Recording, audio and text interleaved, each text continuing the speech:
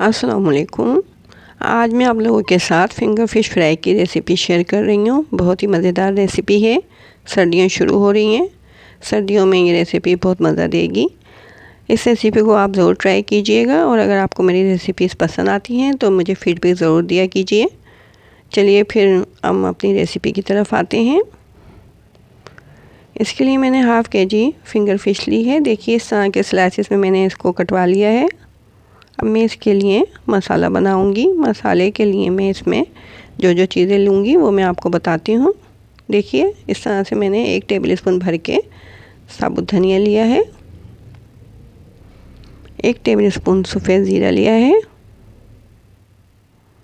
Half tea spoon अजवाइन ली है। अजवाइन से हमारी फ़िश में बहुत अच्छी खुशबू आएगी और टेस्ट भी बहुत अच्छा हो जाएगा इससे।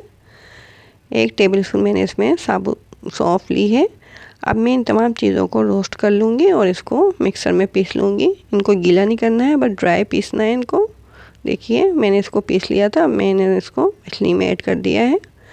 1 टेबल स्पून इमली का पेस्ट है ये। मैंने इमलियाँ भिगो दी थी और बीज निकाल दिए थे, उससे मैंने पेस्ट बनाया है। हाफ़ टी स्पून नमक है, हाफ़ टी स्पून हल्दी पाउडर,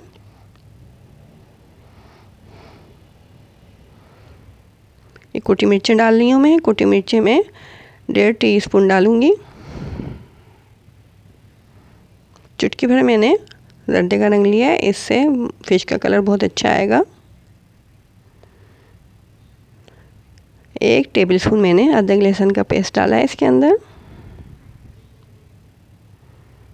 अब मैं इसके अंदर बेसन ऐड कर रही हूँ।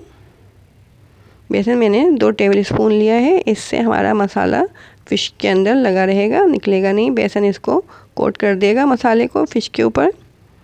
अच्छे तरीके से मसाले को मैंने फ़िश के साथ मिक्स करके रख दिया है। अब मैं इसको 2 घंटे के लिए छोड़ दूँगी ताकि अच्छे तरीके से मैरिनेट हो जाए। ऑयल मैंने गरम करने के लिए रख दिया था। जब हम फ़िश ऑयल में डालेंगे तो उस वक्त ऑयल ज़्यादा गर्म होना चाहिए। उसके बाद फिर हम इसको मीडियम फ्लेम पे कर देंगे। इस तरह से फ़िश हमारी अंदर से भी पक जाएगी और बाहर से भी इसका कलर बहुत अच्छा आएगा। तकरीबन 10 मिनट में मीडियम फ्लेम पे फ़िश हमारी फ्राई हो जाएगी।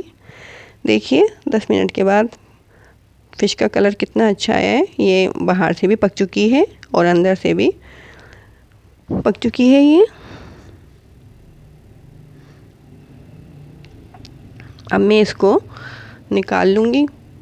बिल्कुल ऑयल इसका निकाल लेना है। देखिए कितना अच्छा कलर आया है और इसमें से खुशबू भी बहुत अच्छी आ रही है और अंदर से भी बिल्कुल ये पक चुकी है। बहुत ही मज़ेदार फ़िश बनी है। इस रेसिपी को आप ज़रूर ट्राई कीजिएगा और अगर आपको मेरी रेसिपीज़ पसंद आती हैं तो मेरे चैनल को सब्सक्राइब कीजिए और मेरे चैनल को शेयर कीजिए।